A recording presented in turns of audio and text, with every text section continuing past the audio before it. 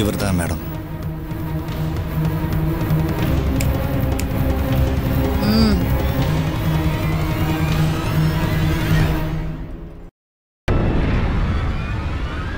உன் பேர் என்ன?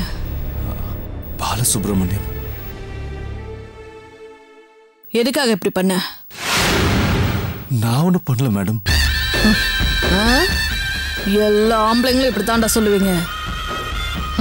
ஒட்டுமொத்த குடும்பமும் ஒன்னா சேர்ந்து அந்த பொண்ணை டார்ச்சர் பண்ணி தற்கொலை பண்ண வச்சிருக்கீங்க. இல்ல மேடம். ஏய், என்ன இல்ல? இது ஆக்சிடென்ட் கிடையாது. It's a pre-planned murder. ஐயா, ஷாக் ஆகுறீங்களா? நான் வர்ற வழியில அந்த பொண்ணோட ஆபீஸ், உன்னோட ஆபீஸ் எல்லாத்துலயும் என்கொயரி பண்ணிட்டு தான் வரேன். ஐயோ, விஜய் இப்படி அவசரப்பட்டு பண்ணது என்னால தாங்க முடியல மேடம், தாங்க முடியல. நல்லா நடிக்கிற, சினிமால போய் நடிய பெரிய ஆக்டரா வருவேன். நீங்க பண்ண டார்ச்சரால தான் அந்த பொண்ணு இப்படி பண்ணிருக்கா. உன்னை உள்ள தூக்கி வச்சு விசாரிக்கிறேன், அப்பதான் உண்மையை சொல்லுவேன். ஐயோ மேடம், நான் அவளை எதுவுமே செய்யல மேடம். படிச்சிருக்க, உண்மையை சொல்லுவேன்னு பார்த்தேன். ஐயோ, நான் எதை சொன்னாலும் நம்ப மாட்டேங்கிறீங்க. நான் சொல்றதெல்லாம் உண்மை மேடம். இது வேலைக்காகாது. ஆதாரத்தோட விசாரிச்சு நீயும் குடும்பமும் பண்ண கொலைய நான் நிரூபிக்கிறேன்.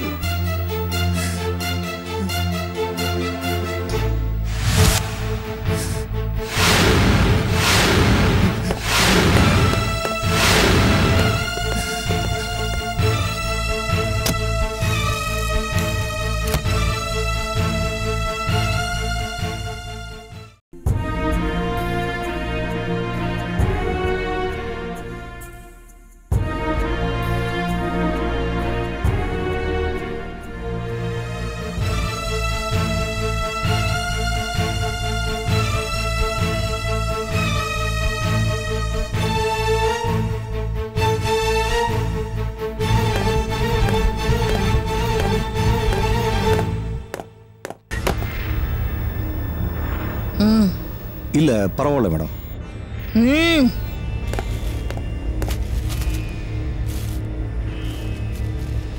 என்ன மோகன், இந்த விஜயலட்சுமி கேஸ்ல எதுவும் ஹெல்ப் பண்ணாம ஊரை சுத்திட்டு வரீங்க? மனசு சரியில்லை madam. I know the urgency madam, but மனசுல பாதிப்பு அதிகமாயிடுச்சு மேடம். அதான் கோவிலுக்கு போயிட்டு வரேன் மேடம். என்ன நீங்க, நமக்கு சாமி கோவில் எல்லாமே இந்த டியூட்டி தான். ஏதோ பெஞ்ச் கிளார்க் மாதிரி பேசிட்டு இருக்கீங்க. இந்த விஜயலட்சுமி கேஸ்ல சரியான ஆதாரம் ஒண்ணுமே கிடைக்கல. No details. எல்லாமே டோட்டலா குழப்பமா இருக்கு. அந்த பொண்ணுக்கு அப்பா இல்ல, அம்மா இல்ல. அவளுக்கு சொந்தம் இருக்கிறதே அந்த ஃப்ராட் புருஷன் பாலசுப்ரமணியத்தோட குடும்பம் மட்டும்தான். திரும்ப திரும்ப அவங்களே பேசி பேசி குழப்பிட்டு இருக்காங்க. ஒரே ஒரு ஆள் கிடைச்சா போதும். அந்த விஜயலட்சுமி பத்தி முழுசா தெரிஞ்ச ஒருத்தன் கிடைச்சா போதும். எனக்கு மொத்த குடும்பத்தையும் உள்ள வச்சு லாடம் கட்டிடுவேன். விஜய பத்தி முழுசா தெரிஞ்சவன் நான் மட்டும்தான் மேடம். அவ குணமாயிடணும்னு சொல்லித்தான் நான் கோயிலுக்கு போயிட்டு வரேன் மேடம். என்ன மோகன் சொல்றீங்க? உங்களுக்கும் விஜயலட்சுமிக்கும் என்ன சம்பந்தம்? நீங்க அவ ரிலேஷனா? பிளட் ரிலேஷன் மட்டும் ரிலேஷன் இல்லைன்னு விஜயோட கதையை முழுசா தெரிஞ்சதுக்கு அப்புறம் நீங்களே சொல்லுங்க மேடம். விஜய் பத்தி உங்களுக்கு தெரியுமா? அவ குடும்பத்துல ஒருத்த மேடம்னா. அவளுக்கு குடும்பங்கிறது அவளும் அவன் அப்பாவும் தான் மேடம். அந்த அப்பாவோட டியர் மோஸ்ட் ஃப்ரெண்டு மேடம் தான். சில சமயம் கேஸ் டீடைல்ஸ் நம்ம காலடியிலே இருக்கும்னு நம்ம டிபார்ட்மெண்ட் சொல்றது சரியா இருக்கு இல்ல மோகன்? பட் உங்களை பத்தி விஜயோட ஃபைல்ல டீடைல்ஸே இல்லையே. இருக்கு மேடம். விஜய் அப்பா நமச்சிவாயத்தோட நெருங்கிய நண்பன் அன்பு மோகன் இருக்கு மேடம். ஓ, உங்களை பாதி பேர் சொல்லியே கூப்பிட்டதுனால உங்க முழு பேர் அன்பு மோகன்னு எனக்கு கிளிக் ஆகல. விஜய் தான் லெட்டரை தெளிவா எழுதி வச்சுட்டு கத்தி சொல்லிட்டு குதிச்சிட்டாள் மேடம். இதுக்கு மேல அவ கதையை கேட்டு என்ன பிரயோஜனம் மேடம்? நீங்களும் ஆம்பளை வர்க்கம் தானே, அப்படித்தான் பேசுவீங்க. தற்கொலை என்ன பொம்பளைங்களுக்கு ரொம்ப பிடிச்சதா தானா போய் பண்ணிக்கிறதுக்கு? டார்ச்சரியா டார்ச்சர்.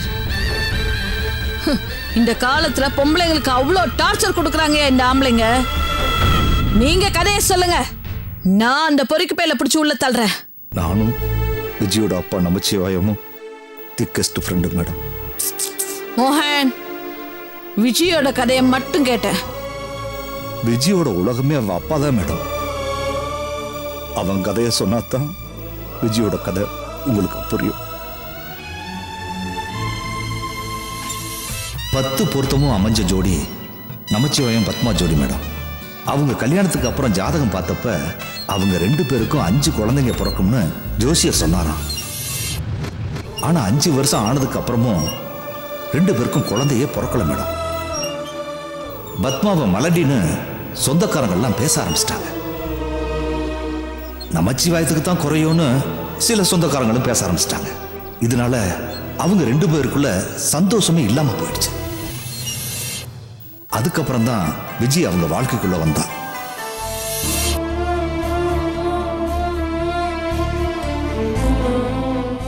நமச்சிவாயம் ரொம்ப டீசென்டான மனுஷன்.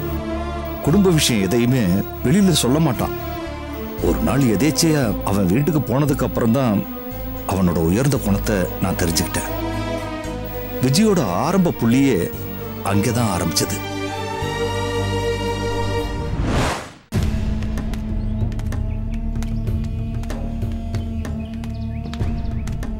டேய், என்னடா ஒரே டென்ஷனா வந்துகிட்டு இருக்க? என்ன விஷயம்னு சொல்லு. விஜய்க்கும் எனக்கும் காலில் பெரிய பிரச்சனை ஆச்சுடா. பேசிட்டா இன்னும் பட்டுன்னு மூஞ்சில போட்டு அடிச்சுட்டா. நான் சாரி கேட்கணும்னு சொன்னேன். தப்பெல்லாம் உண்மையில தான் இருக்கு, நீ தான் சாரி கேட்கணும்னு சொல்றா. நீ என்ன பண்ண? அது அவ பலி முட்டாய் 2 பேக்கெட் வாங்கிட்டு வர சொன்னாங்க. நான் ஒண்ணுதான் வாங்கிட்டு வந்தேன். அதான் அவளுக்கு கோவம். என்னடா சொல்லுங்க? ஒண்ணுடா, பிபி அதிகமாயிடுச்சுன்னா அதை ரிலாக்ஸ் பண்றதுக்கு இது ஒரு தெரப்பி. ஓ, நான் மயங்கி திடீர்னு விடுறதுக்கு முன்னாடி நீ சொல்லு. சரி சரி, நான் சொல்றேன், நீ கேளு. அதாவது நான் 2 பேக்கெட் தான்டா வாங்கிட்டு வந்தேன். அது கையில பிடிச்சிட்டு வந்தேன்னா அது பார்க்க கலர் கலரா இருந்ததா. சரி, ஒரு பேக்கெட்டை பிரிச்சு ஒண்ணு மட்டும் வாயில போட்டேன்னா கண்ட்ரோல் பண்ண முடியல. ஒரு பேக்கெட் அப்படியே சாப்பிட்டுட்டேன். அதுக்கப்புறம் அந்த ஒரு பேக்கெட் அவகிட்ட கொடுத்தது அவ டென்ஷன் ஆயிட்டா. டேய், அவள கேவலமா பார்க்காதடா. நான் சாப்பிட்டதால அவ கோச்சிக்கல. 2 பேக்கெட் அவ கையில கொடுத்துட்டு அவ கொடுத்த பிறகுதான் நான் சாப்பிடணுமா? அதுல அவளுக்கு ஒரு சந்தோஷமா. எனக்கு பள்ளி முண்டாய் சாப்பிடணுமா? நான் சாப்பிடுவேன்டா. இதுல எனக்கு உடம்பாடு இல்லடா. நீங்க இந்த காம்ப்ளிகேட்டடான விஷயத்தை ஏன் இப்படி பாக்குறீங்க? வேற மாதிரி பாருங்க. வேற எப்படிடா பாக்குறது? இப்போ விஜய்க்கு 5 வயசு இருக்கும்ல. என்னடா கேலத்தனமா பேசுற? உங்ககிட்ட பேசுற அப்படித்தாண்டா பேச வேண்டியிருக்கு. நான் கேட்கறதுக்கு பதில சொல்லு. விஜய்க்கு 5 வயசு இருக்குமா? போன வாரம் தான் அவன் பர்த்டே கொண்டாடணும். சரி, இந்த விஜய்க்கு 5 வயசுலயே ஒரு தாய் மனசோட இருக்கிறாடா. எதை சாப்பிட்டாலும் தனியா சாப்பிடறதுக்கு அவளுக்கு பிடிக்கல. அத உனக்கு கொடுத்துட்டு சாப்பிடணும்னு நினைக்கிறாடா. சரி, அவளுக்கு கொடுத்த பாக்கெட்ல இருந்து பாதி எனக்கு கொடுத்து இருக்கலாம்ல. கையில் அடிக்கிற அடியில இவ ஹிம்சை தாங்க முடியலையப்பா. இந்த கர்மத்துக்கு தான் எனக்கு போலீஸ் வேலைக்கு அனுப்புனியா? டேய், மேல யார்கிட்ட பேசிட்டு இருக்க? தென்னை மரத்துல ஒருத்தன் உட்காந்துக்கிட்டு இருக்க, அவங்கிட்ட பேசிக்கிட்டு இருக்க. டேய், நீ ஒரு அல்பண்டா. நான் அல்பமோ பல்பமோ? இந்த ஆர்குமெண்ட் பெருசா ஆகிட்டா விஜய் என்கிட்ட கோச்சிக்கிட்டான். இந்த பார், 2 சாக்லேட் வாங்கியிருக்கேன். உள்ள போய் சமாதானமா பேச போறேன். நீ இங்கே இரு. நீ கூட வந்தேன்னு வச்சுக்க, அப்பா அங்கிளை சப்போர்ட்டுக்கு கூட்டிட்டு வந்தியான்னு கேப்பா. டேய், அப்ப வேற மாதிரி பண்ண. அது ஐபிபிடா, இது லோ பிபி. நீ போ, நான் டென்ஷன் முடிஞ்சதுக்கு அப்புறமா வர்றேன். போ, நீ இங்க போ. போடா விஜய். அப்பா போய் தொடடா. அப்பா, அட சாமி.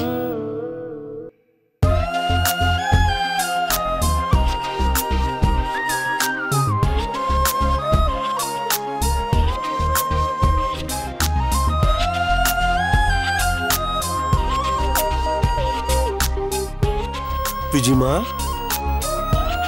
விஜி செல்லம், டாடி தூங்கிட்டியாமா?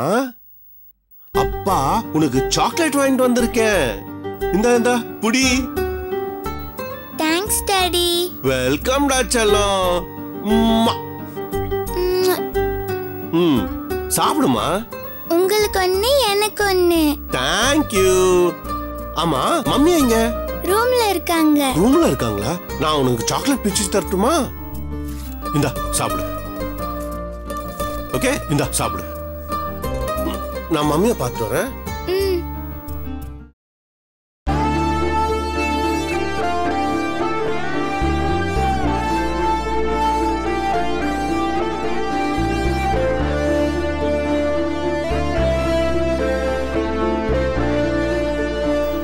பத்மா, என்ன இது அதிசயம்? காலையில வயிறு ஒட்டி இருந்தது, இப்போ வயிறு தள்ளிட்டு டெலிவரிக்கு போற மாதிரி நிக்கிற. ஐயோ, என்ன திடீர்னு வந்து நிக்கிறீங்க? போங்க வெளியே. என்ன பத்மா இது? ஏன் இப்படி கர்ப்பிணி வேஷம் எல்லாம் போட்டிருக்க? இல்லங்க, நமக்கு 5 வருஷமா குழந்தையே இல்லாம இருந்துச்சுல்ல, என்ன மலடின்னு சொன்னாங்கல்ல, உங்க மேலேயும் தப்புன்னு சொன்னாங்கல்ல, அதனாலதான் நம்ம சந்தோஷமே போச்சுங்க. அதுக்காக தானங்க நம்ம விஜய தத்தெடுத்தோம். பத்மா, விஜய தத்தெடுத்தோம் சொல்லாதம்மா. கேட்கறதுக்கே மனசுக்கு ரொம்ப கஷ்டமா இருக்குமா? விஜய தத்தெடுத்தோங்கிறத மறந்துடு. விஜய் நம்ம குழந்தைடா. என்ன மன்னிச்சிருங்க, சில சமயம் வாய் தவறி வந்துருதுங்க. இனிமே அப்படி சொல்ல மாட்டேன். இந்த பார் பத்மா, விஜய் நம்ம குழந்தைதாங்கிறத மறந்துடாத. அவளோட அழகும் அறிவும் வேற எந்த குழந்தைகிட்டையும் பார்க்க முடியாது. அதனால்தான் நான் ஒரு முடிவு எடுத்திருக்கேன். நமக்கு விஜய் ஒரு குழந்தை போதும். இன்னொரு குழந்தைய பெத்துக்க வேண்டாம். சரியா? விஜய் மட்டும்தான் நம்ம ஒன் அண்ட் ஒன்லி சைல்டு. நம்ம சிவாயத்துக்கும் இந்த பத்மாவுக்கும் விஜய் மட்டும்தான் ஒரே செல்ல மகன். சரியா? என்னங்க இது? இப்படி ஒரு அம்மா அப்பாவா? சின்ன வயசுலயே விஜயோட குணம் அப்படி. அவங்க அதை பார்த்து தான் விஜய் எந்த காலத்திலையும் ஏமாந்துடக்கூடாது, எங்க விட்டுறக்கூடாதுன்னு நினைச்சாங்க. ஆனா விதி வேற மாதிரி விளையாட ஆரம்பிச்சிருச்சுங்க மேடம். விஜயோட அம்மா வயித்துல ஒரு கரு உண்டாச்சு. மனப்போராட்டம் இருந்தாலும் எடுத்த முடிவுல உறுதியா இருந்து கருவை கலைக்க போனாங்க. அதுவே விஜயோட அம்மா உச்சருக்கு உழவு வச்சிருச்சு மேடம்.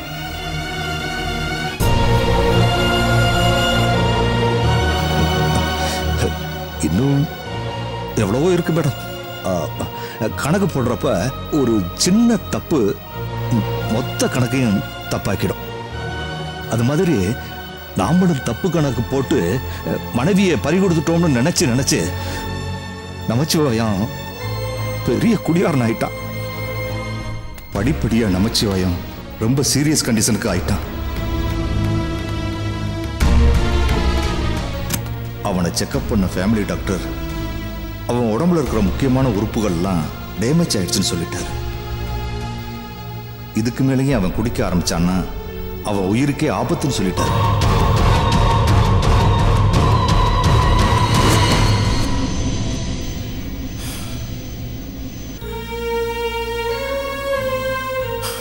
ரொம்ப தேங்க்ஸ்டா. நான் என் பத்மா கிட்ட சீக்கிரமாவே போயிடுவேன்னு சொல்றேன்ல. டேய் இடியட், நான் உனக்கு டாக்டர் மட்டும் இல்லடா, உன் ஃப்ரெண்டு. உன் ஒய்ஃபும் பொண்ணும் 2 கண்ணுன்னு சொன்ன. அதான் என் கண்ணே போயிடுச்சு. ஒரு கண்ணு போயிட்டா இன்னொரு கண்ணை ரோட்ல புடுங்கி போட்டுருவியா? சின்ன பொண்ணுடா விஜய். ஏற்கனவே அவங்க அம்மாவை இழந்து நிக்கிறா, இப்போ அவங்க அப்பாவை இழக்கணுமா? அவளை அனாதையை நிக்க வைக்க போறேன் நீ? அவ உன் பொண்ணு தானடா.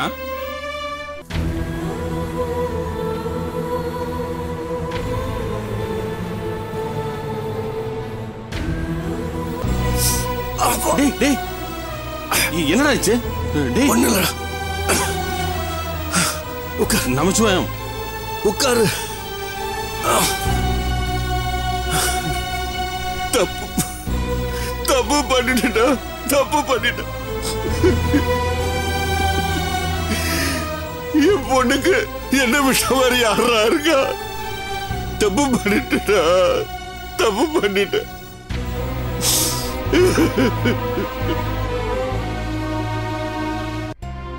அன்னைக்கு தலையில அடிச்சுக்கிட்டு திருந்தனும் தான் மேடம். அதுக்கப்புறம் அவனுக்கு உலகமே அவன் பொண்ணுதான் மேடம். அப்படி ஒரு அன்பு அவன் மேல காட்டான் மேடம். ஏற்கனவே அவன் உடம்பு வேற ரொம்ப பாதிச்சிருந்துச்சு மேடம். சீக்கிரமே தனக்கு சாவு வந்துடுமோன்னு அவன் நம்பினான். அதுக்காக சீக்கிரமே விஜய்க்கு ஒரு கல்யாணத்தை நடத்தி ஒரு நல்லவன் கையில அவளை ஒப்படைச்சிட்டு சாகணும்னு நினைச்சான். இவ்வளவு அன்பு வச்சிருந்தவரு ஒரு நல்லவனை மாப்பிள்ளையா செலக்ட் பண்ணிருக்கலாமே. இப்படி ஒரு புறம்போக்க பிடிச்சிருக்காரு. ஆமா, விஜய்க்கு தான் தத்து பொண்ணுங்கிறது தெரியுமா? ஒரு நாள் அவ தெரிஞ்சுக்கிட்டா மேடம்.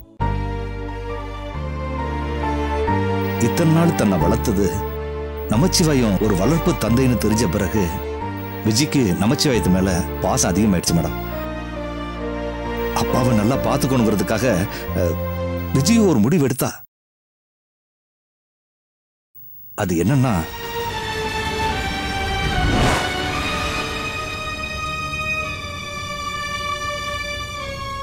அப்பா இங்க இருக்கம்மா.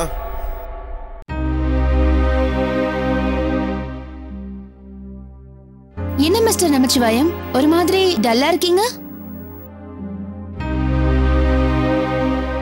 என்ன மிஸ்டர் நமச்சிவாயம், தலை ஏதாவது வலிக்குதா? நான் வேணா காஃபி போட்டு தரட்டுமா? அதெல்லாம் ஒண்ணும் இல்லம்மா, சின்னதா ஒரு டென்ஷன். என்ன? முதல்ல நம்ம வீட்டுக்கு வராங்க இல்லையா, அதான் எல்லாம் நல்லபடியா நடக்கணும்னு என் மனசு படபடான்னு நடிச்சுக்குதுமா. என்னப்பா தலையும் புரியாம வாலும் புரியாம ஒரு விஷயத்த சொல்றீங்க? என்ன டென்ஷன்? யார் நம்ம வீட்டுக்கு வரா? உன்னை இன்னைக்கு பொண்ணு பார்க்க வராங்கம்மா. ஆபீஸ்க்கு லீவ் போட்டுடு. யாரு கேட்டுப்பா இந்த ஏற்பாடு பண்ணீங்க? என் பொண்ணு விஜய்க்கு கல்யாணம் பண்ணி வைக்க நான் யாருக்கு பெர்மிஷன் கேட்கணும்? என்ன கேட்கணும்ப்பா? எனக்கு கல்யாணம் பண்ணிக்கிற ஐடியாவே இல்லைன்னு எத்தனை தடவை நான் சொல்றது? ஏமா ஏன் இப்ப கல்யாணம் வேண்டான்னு சொல்ற? இப்போன்னு இல்லப்பா, எப்பவுமே எனக்கு கல்யாணம் வேண்டாங்கிறேன். எல்லா பெண்களும் கல்யாணத்தை பத்தி பேசினாவே இப்படிதாமா சொல்லுவாங்க. நீ படிச்ச பொண்ணு, பிராக்டிக்கலா பேசு. உங்க அப்பா நான் இன்னும் எத்தனை நாள் இருக்க போறேன்? உடம்புல தெம்பு இருக்கிறப்பவே பேரன் பேத்தி எடுத்து அவங்க கூட சந்தோஷமா ஓடி பிடிச்சு விளையாட வேண்டாமா? இதெல்லாம் பழைய காலத்து பேச்சுப்பா. இந்த காலத்துல எந்த பிள்ளைங்க தாத்தா பாட்டிய மதிக்கிறாங்க? கிராண்ட்பா டோன்ட் டிஸ்டர்ப் மீ, கோ அவே அப்படின்னு சொல்றாங்க.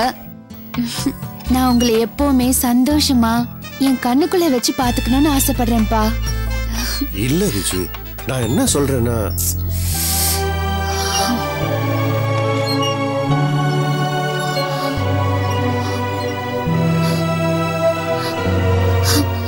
எல்லா விஷயத்திலயுமே நான் சொல்றதுக்கு முன்னாடி நான் என்ன நினைக்கிறேன்னு புரிஞ்சுக்கிட்டு பேசுவீங்கப்பா. இப்ப நான் என்ன நினைக்கிறேன்னு உங்களுக்கு புரியலையா? இல்ல புரிஞ்சுக்கிட்டு கடமையை முடிப்போம் இவ்வளவு தள்ளி விட்டுருவோம் நினைக்கிறீங்களா? விஜய் என்னமா இப்படி பேசுற? எனக்கு கல்யாணம் வேண்டான்னு பேசிட்டு இருக்கேன்ப்பா. இப்ப நீ என்ன சொல்ல வர விஜய்? கல்யாணங்கிறது ஒவ்வொரு பொண்ணுக்கும் ஆணுக்கும் அவசியம்மா. கடமையை முடிக்க பாக்குறீங்களான்னு கேக்குறியம்மா? கடமைதான். ஒவ்வொரு அப்பாவுக்கும் தான் குழந்தைங்களுக்கு கல்யாணம் பண்ணி வைக்க வேண்டியது கடமைதான். அதுல இருந்து தவறக்கூடாது. என்னைய என் கடமையை செய்ய விடுமா?